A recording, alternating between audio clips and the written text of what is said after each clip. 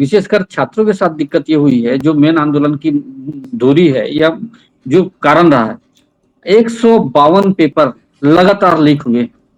ये सरकार की सबसे बड़ी नाकामयाबी थी।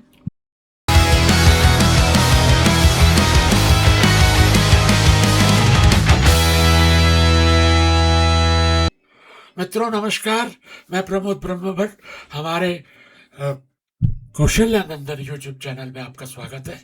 आज हमारे साथ जुड़ रहे हैं हमारे विशिष्ट अतिथि श्री संजय सिंह ठाकुर जी। आप कांग्रेस के वरिष्ठ नेता हैं और आपका स्वागत है। संजय जी, दिल्ली में आप देख रहे होंगे कि इस समय भारी उथल पुथल मची हुई है। सीजेपी ने दिल्ली में संसद मार्च किया और काफ़ी झड़पें हुई, और इस पूरे आंदोलन को तो आप भी नज़र रखे होंगे, किस ढंग से देख रहे हैं? देखिए, असल में बात यह है कि ये सरकार जब से आई है विगत 12 साल से मोदी जी की, लगातार हमने देखा है कि हर वर्ग का इन्होंने शोषण किया है। विशेषकर छात्रों के साथ दिक्कत ये हुई है, जो मेन आंदोलन की दूरी है या जो कारण रहा है, 152 पेपर लगातार लीक हुए। ये सरकार की सबसे बड़ी नाकामयाबी थी। छात्र हताश निराश हो गया, बच्चे परीक्षा की तैयारी करते हैं, पालकों का लाखों रुपए खर्च होता है, उसके बाद जब एग्जाम का समय आता है तो पता चला परीक्षा लीक हो गई है। तो उन बच्चों के ऊपर क्या गुजरती है। और ये स्थिति 2022 में नीट का पेपर, विशेषकर नीट का पेपर लीक हुआ, उसके बाद 24 में हुआ, 26 में, और तो और सबसे दुखद ये रहा कि 20 बच्चों ने आत्महत्या कर ली और उनके पालकों पे क्या बीती। तो ये सरकार की इतनी बड़ी नाकामी थी कि छात्र इससे एकदम दुखी और पीड़ित हो गए थे। लगातार 152 पेपर, मतलब आप सोचिए कि परीक्षा की हमने डेट डिक्लेयर कर दिया और इन टाइम में पता चला पेपर लीक हो गया, परीक्षा स्थगित हो गई। तो धीरे धीरे ये छात्र इससे निराश और हताश होते गए। ये उनकी हताशा की, ये मतलब बोला जाए कि अब अति, मतलब उन्होंने हो गया था कि अब उनके सामने करो या मरो की स्थिति आ गई थी, डू और डाई। तो ये जो आंदोलन है, छात्रों का आंदोलन है, बच्चों का आंदोलन है, और ये स्वस्फूर्त आंदोलन है। और आप देखिए, आपको ताजुब की बात लगेगा कि पूरे भारत में कोने कोने में आज स्थिति प्रदर्शन हो रहा है। और तो और अभी मैं देख रहा था कि ऑस्ट्रेलिया से व्यक्ति आया हुआ है, और दुनिया के अलग अनेक देशों में, लंदन हो, अमेरिका हो, ऑस्ट्रेलिया हो, वहां जो लोग रह रहे हैं, इन सब घटनाओं से वो कितने आहत हैं। ये सरकार की सबसे बड़ी नाकामी थी। बच्चे चाह क्या रहे थे? बच्चे सिर्फ यही चाह रहे थे कि भाई अगर इस मंत्री से नहीं संभल रहा लगातार पेपर लीक, तो इनको हटा दिया जाए और व्यवस्था सुदृढ़ किया जाए। लेकिन सरकार भी अपने जिद पे अड़ी रही। सरकार बच्चों की मांगों को नहीं माना और लगातार पेपर लीक होते उन्होंने देखते रहे। तो धीरे धीरे ये माहौल इतना मतलब बिगड़ गया आज देश में कि लोग हताश हो गए बच्चे। और आज छोटे छोटे बच्चे, 18 साल के, 16 साल के बच्चे आज वहां धूप में बैठे हैं, वहां पानी में भीगते बैठे हैं। आप सोचिए, दूर दूर से बच्चे गए हैं। उसका कारण टोटल सरकार की नाकामी था और 7 करोड़ बच्चों के भविष्य का सवाल था। बच्चों को ये लगा कि जो सरकार हमारी परीक्षा नहीं ठीक से करा पाती, अब तो वो उनका फ्यूचर क्या रहेगा बच्चों का। उनके सामने तो कुछ अंधेरा छाया ना उनके जीवन में। तो ये स्वस्फूर्त आंदोलन रहा छात्रों का। जबकि मैं आपको बता दूं, पेपर लीक को लेके कांग्रेस पार्टी के राहुल गांधी जी लगातार हर स्टेट में प्रदर्शन कर रहे हैं। राहुल गांधी जी ने देहरादून में किया, इसी तरीके से राहुल गांधी ने लगातार स्टेटों में जा रहे हैं। संजय जी, राहुल गांधी तो कर रहे हैं, वहां तक तो ठीक है।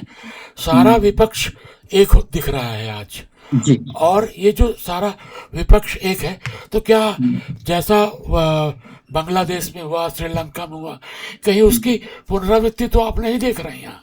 नहीं, मैं नहीं समझता कि हमारे भारत के लोग, हमारे युवाओं पे मुझे पूरा भरोसा है, वो पुनरावृत्ति अगर होनी रहती तो परसों हो जाती, क्योंकि लाखों लोग वहां एकत्रित थे।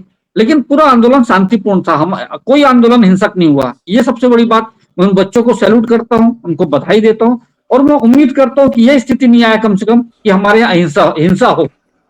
आंदोलन शांतिपूर्ण चल रहा है और चलते रहेगा। और विपक्ष की जिम्मेदारी है, जिस तरीके से छात्रों पे लाठीचार्ज हुआ दिल्ली में परसों, जिस तरीके से बेरहमी से मारा गया, किसी का पैर तोड़ा गया, सर तोड़ा गया, बच्चों के साथ जो बदतमीजी हुई, वो देख के हमारा कलेजा दहल गया कि क्या स्थिति। हम सरकार किसकी है? जनता ने बनाया हुआ सरकार है, जनता के लिए सरकार बनी हुई है। आज बच्चे क्या मांग रहे थे? अपना अधिकार मांग रहे थे, हक मांग रहे थे। तो सरकार के पास इतनी टाइम नहीं है। मोदी जी को विदेश घूमने का समय है, मोदी जी को लोग बकवास करने का समय है। मोदी जी के पास या उनके मंत्री के पास 2 मिनट का समय नहीं था कि जाके उनकी मांग लेते, उनको आश्वासन देते कि भैया जो गलती हो गई है हम दोबारा नहीं होगी।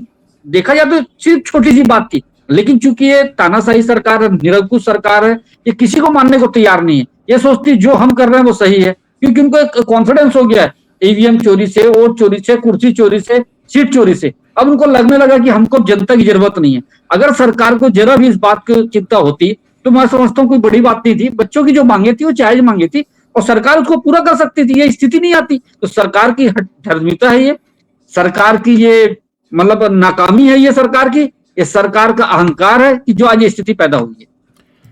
संजय जी, आप इसको इस ढंग से देख रहे हैं, लेकिन हमको तो ये लग रहा है कि हर समय जब जब नेतृत्व सशक्त होता है तब तब संयुक्त विपक्ष जो है छात्रों को बरगलाता है। यही स्थिति इंदिरा गांधी के समय में भी देखने को मिली थी। और परिस्थितियां दूर से देखें तो यही समझ में आता है कि इंदिरा गांधी के समय में भी आंदोलन हुआ था और छात्रों का आंदोलन हुआ था। क्या उसकी पुनरावृत्ति आपको नहीं लग रही है ये? नहीं, दोनों की स्थिति में फर्क मैं आपको बताता हूँ। वो भी आंदोलन था, ये आंदोलन था, लेकिन इसमें दोनों में फर्क है। देखिए, उस समय का जो आंदोलन हुआ था उसके पीछे कुछ दूसरे कारण थे। इंदिरा गांधी एक सशक्त हस्ताक्षर थी। इंदिरा गांधी ने सबसे बड़ी बात किया था कि जो निजी बैंक साहूकारों के पास थे उसको उन्होंने राष्ट्रीयकरण किया, जिसके कारण हमारे देश के करोड़ों किसानों, मजदूरों, छोटे व्यवसायियों सबका लाभ मिला, वो शोषण से बचे। दूसरा, इंदिरा गांधी ने प्रीपेवर्स का खत्म किया, राजा महाराजाओं का। इनको जो एक्स्ट्रा सुविधाएं मिलती थी, इनको जो सरकार से पैसे मिलते थे, इन्होंने बंद किया। तो इस प्रकार से जब इन्होंने बड़े लोगों पर अटैक किया इंदिरा गांधी ने, इसके बाद इंदिरा गांधी का कद बढ़ता रहा। जैसे 1971 में लड़ाई हुई बांग्लादेश से हमारी, उन्होंने अमेरिका की नहीं सुनी, उन्होंने बता दिया कि भाई भारत भारत है, हम नहीं सुनेंगे। तो आप याद करिए कि उसी समय अटल बिहारी वाजपेयी जी ने भरी संसद में उन्हें दुर्गा का अवतार कहा था, उन्हें आयरन लेडी कहा जाता था। तो इंदिरा गांधी जी ने पोखरण किया, परमाणु विस्फोट किया हमारे यहाँ। तो इंदिरा गांधी एक के बाद ऐसे कड़े फैसले ले रही थी। उनके आंदोलन के पीछे ही कारण यह था कि अमेरिका के इशारे पे कुछ नेताओं ने आंदोलन, जयप्रकाश नारायण जी ने आंदोलन चालू किया। उनका उद्देश्य ठीक था कि भाई देश में कुछ करना चाहते थे, लेकिन उस आंदोलन का स्वरूप उन्होंने ऐसा बिगाड़ा, इंदिरा जी की मजबूरी हो गई थी उनको लगाना आपातकाल, क्योंकि इन लोगों ने अराजकता फैल गई थी, सब उनके खिलाफ हो गए थे। और जिस तरीके से इन लोगों ने किया कि इंदिरा जी को लगा कि भाई अगर नहीं ये सब स्थिति करेंगे तो आज भारत जो है एक ऐसे कगार पे पहुंच गया था कि उनको लगाना जरूरी था। तो वो आंदोलन एक अलग आंदोलन था, वो आंदोलन छात्रों का आंदोलन था, निश्चित था। लेकिन वो आंदोलन ऐसा नहीं था, वो बड़े नेताओं द्वारा भड़काया गया आंदोलन था। लेकिन यहाँ पे ऐसा कोई स्थिति नहीं, ये स्व प्रेरित आंदोलन था। तो दोनों आंदोलन में फर्क, वो इंदिरा गांधी के पीछे अंतरराष्ट्रीय साजिशें थी, और आज तो वो स्थिति है ही नहीं। आज तो हमारा पीएम जी घुटने टेक के बैठे हैं अमेरिका के सामने। तो आज तो वो अमेरिका को लगता नहीं, ऑलरेडी अमेरिका को मालूम है कि भाई भारत तो हमारे साथ है, इजराइल हमको बोल रहा है कि हमारे 140 करोड़ लोग हमारे साथ है। तो दोनों स्थिति पर स्थिति में अंतर है, इंदिरा गांधी के समय जो आंदोलन हुआ था और आज जो आंदोलन। आप कह रहे हैं तो ठीक है, लेकिन हमको तो ऐसा लग रहा है कि इसमें भी बाहरी ताकतों का हाथ है और विपक्ष उसमें मिला हुआ है। क्योंकि अगर इंदिरा गांधी सशक्त थी तो आपके मोदी जी भी इस समय सशक्त हैं, बड़े फैसले हो रहे हैं। तो ऐसा तो नहीं है कहीं कि बड़े फैसलों के कारण विदेशी ताकतों ने भारत को अस्थिर करने के लिए ऐसा किया है? कुछ लोग नहीं, दोनों समय की स्थिति आपको समझना पड़ेगा। इंदिरा गांधी सशक्त थी, लेकिन उस समय क्या है, विश्व में दो धुरी थे, दो बड़े महाशक्तियां थी। तो वो नहीं चाहती, जैसे भारत का संबंध रूस के साथ था तो अमेरिका चिढ़ता था भाई। जब बांग्लादेश में भारत ने किया तो पाकिस्तान के पक्ष में कौन था, अमेरिका खड़ा था। उन्होंने हमको धमकी चमकी भी दिया, उनका 7वां जहाजी बेड़ा भी रवाना हुआ, वो तो रूस हमारे साथ था करके मामला वहां सेटल हुआ। आज स्थिति अलग है। आज आपको मालूम होगा कि हमारे मोदी जी ने विश्व, हमारी उनकी जो नीति है, विदेश नीति, वो पूरी तरीके से फ्लॉप है। आप देख लीजिए, अमेरिका हमारा सिंदूर ऑपरेशन किया है, हमारा पाकिस्तान से लड़ाई हुई, पहलगाम में हमारे लोग मरे थे, हमने पाकिस्तान के ऊपर अटैक किया। क्या स्थिति हुई, जब हम निर्णायक स्थिति में पहुंच गए थे तो अमेरिका के बोलने से हमने युद्ध रोका। अमेरिका फोन करके बोल रहा है कि हमने युद्ध रुकवाया, और ये बात उसने एक बार नहीं 82 बार बोला है। लेकिन मजाल है कि हमारे जो प्रधानमंत्री हर हफ्ते आके मन की बात करते हैं, दुनिया भर की रैली संबोधित करते हैं, उन्होंने एक बार उस बात का विरोध क्यों नहीं किया? वो क्यों नहीं अमेरिका के सामने डट के खड़े हुए? अमेरिका ने बोला कि आप 2019 में रूस से ईरान से तेल मत खरीदो, उन्होंने बंद कर दिया। उन्होंने कहा रूस से तेल मत करो। अमेरिका होता कौन हमको बोलने वाला? तो मैं नहीं समझता कि इस समय कोई विदेशी ताकत ऐसी है। ये खुद की सरकार की कमजोरियां और कमियां हैं ये। और आप ये देखिए कि आज जैसे इन्होंने राम मंदिर लाया, देश में धार्मिकता का मुद्दा लाया, अच्छी बात है, राम मंदिर आपने बनाया। क्या हुआ राम मंदिर में? हजारों सैकड़ों करोड़ का चढ़ावा चोरी हो गया, कुछ उस पर कार्रवाई हुई। आप बल्कि आप ये सोचिए कितना शर्म की बात है, लोकतंत्र कहते हैं हम इस देश को, कि हम बोलते हैं कि प्रधानमंत्री केयर फंड आपने बनाया व्यक्तिगत, उसको हम आरटीआई में नहीं लाएंगे। चंदा चोरी बोले हम राम मंदिर में आरटीआई नहीं लगाएंगे। आप जो है उन पैसों से आप सांसद विधायक खरीदना आपने कभी देखा है? किसी भी सरकार रही, आपने उदाहरण बता दो इंदिरा गांधी जी के समय या किसी के समय इस स्तर पे आए दिन धमका चमका के ईडी सीबीआई के थ्रू कभी सांसद विधायक खरीदे गए थे? आज लोग डर गए हैं सांसद विधायक, जब उनको ब्लैकमेल किया जा रहा है, उनको खरीदा जा रहा है। ये स्थिति तो कभी नहीं आई, क्योंकि इनको 360 करना, जनता ने आपको जब 240 दिया है तो आप कहां से 360 करोगे और 320 करोगे? आप मेरे ये बताइए, ये तो बहुत खतरनाक स्थिति, दोनों स्थिति में अंतर समझिए आप। चलिए, आंदोलन तो सफल रहा और यह तो निश्चित है कि ये सरकार जो है वो शिक्षा के मामले में इससे चूक हुई है, बड़ी चूक हुई है। और हम उम्मीद करते हैं कि देश अब इस स्थिति से आगे बढ़ेगा।